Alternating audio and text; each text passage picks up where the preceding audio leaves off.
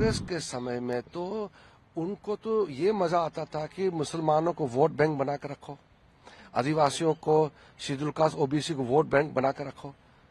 उत्थान तो नहीं हुआ ना, जो भी हो रहा आज हो रहा है, वो मजाक उड़ाते थे। ये जो वक्फ अमेंडमेंट बिल के खिलाफ में कांग्रेस और उसके कुछ साथी और जाकिर नाइक जैसे लोग जो उकसा रहे हैं, भड़का रहे हैं, गुमराह कर रहे हैं, और ये गली गली में घूम करके माइक ले करके बजा बजा करके जो झूठ बात फैला रहे हैं, ये ठीक नहीं है। हम तो गरीब मुसलमानों के लिए और आम मुसलमानों के लिए, महिला है, मुसलमान बच्चे हैं, मुसलमानों में जो कमजोर वर्ग है, उनके हित में हम तो काम करेंगे। कांग्रेस तो मुसलमानों को वोट बैंक देखता है और मुसलमानों को जैसे बाकी लोगों को गरीब बनाया, मुसलमानों को भी कांग्रेस पार्टी ने वोट बैंक बना करके गरीबी के अंदर में झोंक के रखा हुआ है।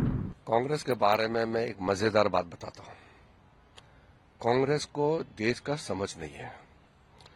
मोदी जी जैसे अगर कांग्रेस भी सोचता तो विकसित भारत तो पहले बन जाते। दुनिया का गरीब राष्ट्रों में से इंडिया नहीं होते, और दुनिया का जितना गरीब है उनमें से 40% भारतीय नहीं होते। अगर कांग्रेस का सोच मोदी जी जैसे होता तो आज कुछ और होते। तो उनका टारगेट नहीं था, सोच नहीं था।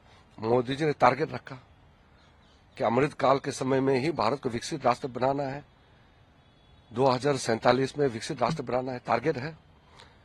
फिर डिजिटल इंडिया, किस तरीके से हर एक भारतीय को जोड़ते हुए उस लक्ष्य को प्राप्त करने में हम टीम इंडिया के रूप में काम करेंगे। कांग्रेस को तो ये समझ में नहीं है।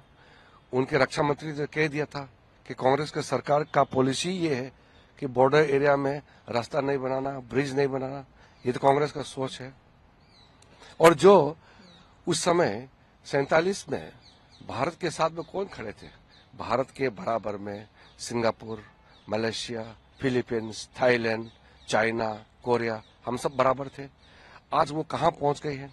आज भारत बराबर में आने में अब कुछ समय ही लगेंगे। मोदी जी के नेतृत्व में हम उसके बराबर जाने वाले हैं, उससे भी आगे जाने का हम सोच रहे हैं। लेकिन कांग्रेस के समय में हमको सबसे गरीब राष्ट्र बना के रखा। और कांग्रेस के समय में तो उनको तो ये मजा आता था कि मुसलमानों को वोट बैंक बना कर रखो, आदिवासियों को, शेड्यूल कास्ट ओबीसी को वोट बैंक बना कर रखो। उत्थान तो नहीं हुआ ना, जो भी हो रहा आज हो रहा है, वो मजाक उड़ाते थे। आप सोच के देखिए, मेरे तो समझ में नहीं आया कि चिदम्बरम जैसे आदमी जो 3 बार फाइनेंस मिनिस्टर बना है, वो कह रहे हैं कि इंडिया डिजिटल हो नहीं सकता है। किसान, वेंडर्स जो सड़क पे सामान बिकता है, किसान और जो लेबर है, ये लोग डिजिटल कार्ड यूज नहीं कर सकते हैं। रुपये कार्ड का जो क्रेडिट कार्ड का सिस्टम नहीं समझ में आएगा। आज तो सारा डिजिटल हो गया। जब जनधन खाता खोला तो उन्होंने मजाक किया था कि गरीबों का जनधन खाता खोल के क्या फायदा है, उसमें पैसा तो नहीं डालेंगे। आज पता चला हर एक खाता में पैसा जाता है, उसी खाता से ही आप अपना काम चलाते हैं।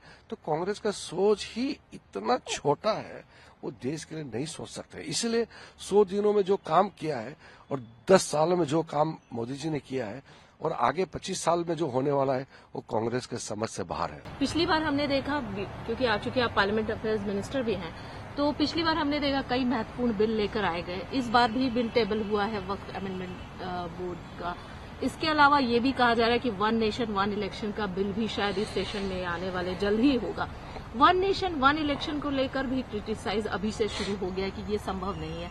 आप कैसे देखते हैं, क्या ये संभव है? ये आएगा इस बार एक बड़ा कुछ चेंजेस देखने को मिलेगा?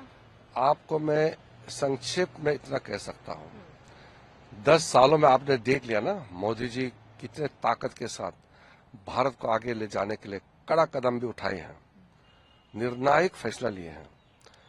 और मोदी जी के ऐतिहासिक तीसरे कार्यकाल के पहले 100 दिनों में 15 लाख करोड़ का लागत के साथ भारत को आगे लाने के लिए जो काम किए हैं, उसी पे आप समझ जाइए कि आने वाले दिनों में भारत को आगे ले जाने के लिए मोदी जी किस ताकत के साथ काम करने वाले हैं।